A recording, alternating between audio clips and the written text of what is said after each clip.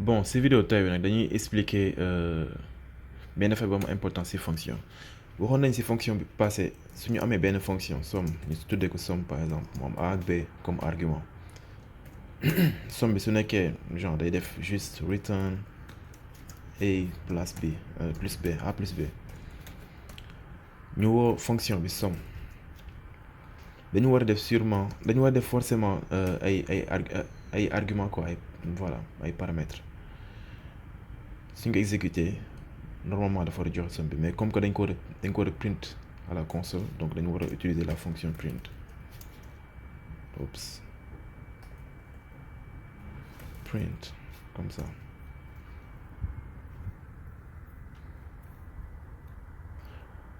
attends voilà 3 gis ngeen mais su nekkee dañ dindi mooy argument yii nii suñ ko dindee rek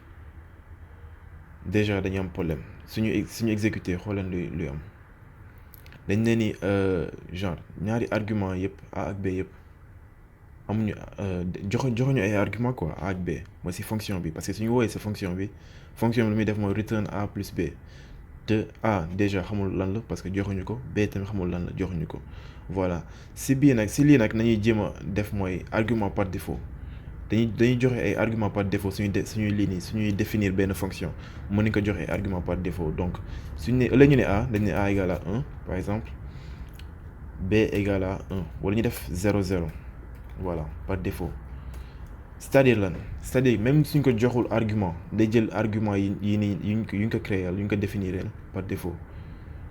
donc lan nañuy jox suñu exécuter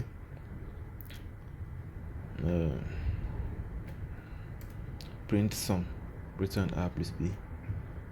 voilà 0 gis ngeen 0 la ñuy jox comme résultat lu tax parce que jox ñu ko benn argument changé wuñu argument bi kon argument par défaut yi lay jël mooy a 0 nañu wax dañ ko initialiser à 0 mais suñu waxee fii par exemple a nekkatul 0 mais 4 la donc fii ni a rek lay changer b mu bàyyi ko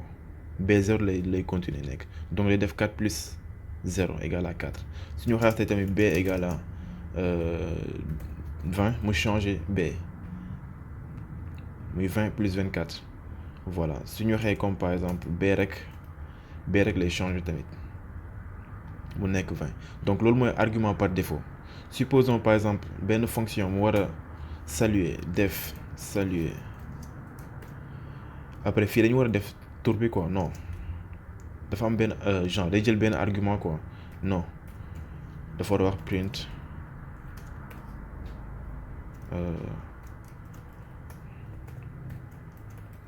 comment ça va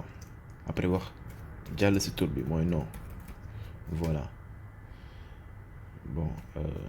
damay defaat beneen lii pour lii bi quoi pour question bi quoi pour point d'interrogation bi nii voilà donc lii mooy fonction bi suñu woowee fonction saluer jox ko ñu ne saluer Bamba ça veut dire que dafa war a saluer Bamba dafa war a nuyoo Bamba comme ni nga ko gisee comment ça va Bamba comme ni nga ko gisee mais suñu nekkee bind ñu dara par exemple fii nii dañ ko fàtte bind daf ñuy jox erreur code bi taxaw mais pour ñu lii nii pour ñu jéem a bañ erreur yi par exemple mën nañ def jox ko benn valeur par défaut ne juste texte voilà nga xam ne soo exécuter gis comment ça va texte di nga xam ne comme par exemple texte bii nii wala même non fii par exemple nom comment ça va non di nga xam ne yow dugaloo sa tur moo tax ma wax la comment ça va non mais léegi nga doog a dugal sa tur Bamba voilà comme ça ma wax la comment ça va Bamba soo si dugalee leneen comme Badara mu ne la comment ça va Badara la même chose tamit voilà soo changé loo mënti changé dina la ko wax quoi mais supposons tamit ñu am ay argument yu bëri quoi Bamba Badara parce que su nekkee su nekkee ñaar la il faut nga defaat tamit beneen nom lui bii mën nga ko tuddee par exemple nom 1 bii nga tuddee ko nom 2 égal à nangam mais su nekkee nom yi yow xamoo exactement ñaata nom lay joxe moom tu vois xam ne su nekkee fonction dañ ko définir ak 2 noms par exemple ak 2 noms di nga xam exactement yow genre 2 noms rek nga ko war a jox soo ko joxee 3 noms par exemple ñu xool li xew dafay ne ni lii bi dafay ñaari argument la jël te yow ñett nga ko jox voilà donc suñu bëggee affaire bi flexible ñu mën ni genre dugal si non yu ñu mënti lii nii wala argument yu ñu bëgg yu ñu mënti bëgg ñu mën ko def supposons tamit si beneen fonction mooy def somme ñu ne ni A ak B bon A ak B ñu ne A ak B somme A ak B lañuy def return A plus B voilà léegi fii nii par exemple suñu wooyee mooy fonction bi somme ñaari nombre rek nañ si mën dugal mun ñu dugal ñett par exemple su nekkoon ñetti nombre lan nañuy def loolu nag mooy suñu lu ñu war def si bon xaaral ma def ñett su nekkee ñett di gis na dañu ne ñaari argument rek la mën jël